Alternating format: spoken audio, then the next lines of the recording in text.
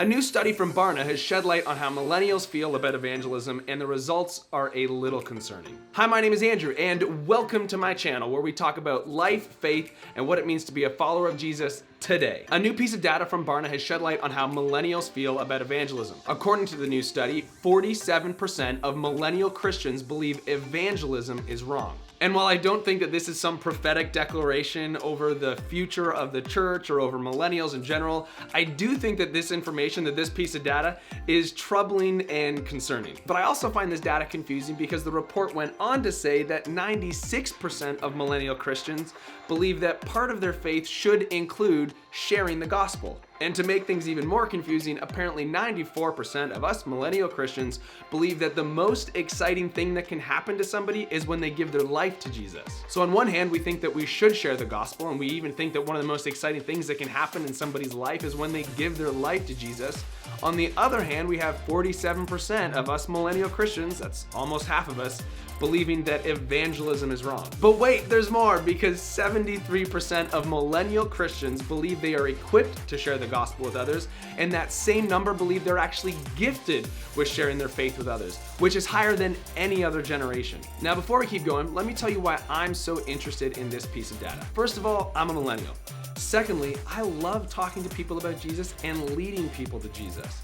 And more than that, I am passionate about revival and seeing families, businesses, cities, and nations come to Jesus. So it's concerning when nearly half of the largest generation since the baby boomers believes that evangelism is wrong, and yet at the same time, nearly 3/4 of our millennial generation believe that they're equipped and gifted to do it. Like, it kind of seems like an oxymoron, right? Like how can we feel equipped and gifted to do it if we don't even think we should? Honestly, I don't totally know what to make out of all these numbers and statistics, but let me hit you with one more to try to combat all this. A study from the Center for Bible Engagement interviewed over 200,000 people ages 8 to 80 from 20 countries and over 75 denominations. And what they found is that when somebody reads their Bible 4 or more times in a week, they are 228% more likely to share their faith. Now, perhaps I'm speculating, but could it be that we don't actually have an evangelism problem, we actually have an intimacy with Jesus problem?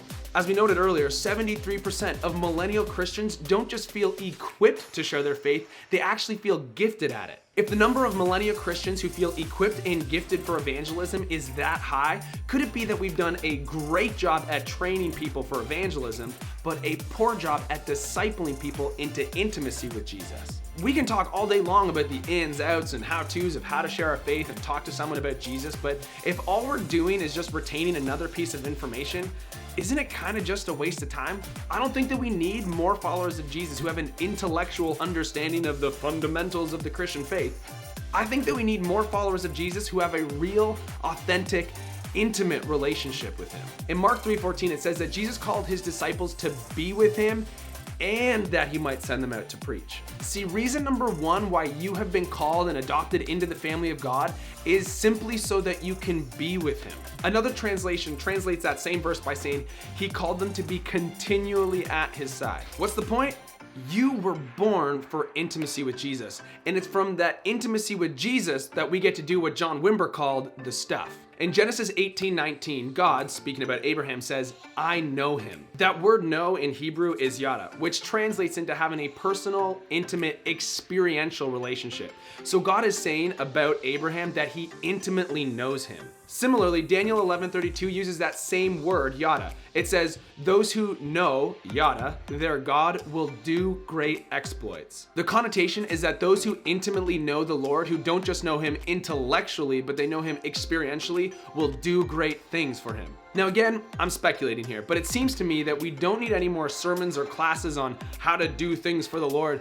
We need more encounters with the real, authentic, intimate presence of God. It seems to me like we need more yada encounters with the Lord that bring us into such a deep place of intimacy with him that evangelism, signs, wonders, healings, and miracles just become the overflow. Now, I'm not saying that doing things for the Lord is wrong, but there is a level to which I don't want to do things for him, I want to do things with him. Larry Sparks said that the most powerful ones in public are the most intimate with God in private. So perhaps these statistics are the very push we need to move us from a performance mindset into an intimate relationship with God, where our sole desire is to chase after his heart. Anyway, that's all I've got on this one, but I would love to know what you guys think. I'd love to know if you guys agree or disagree with the data, so hit me up down there in the comments section. And if this is the kind of content you like and you want to see more of it, you should consider subscribing. It's the red button there and then the little bell next to it so you get notified every time there's a new video.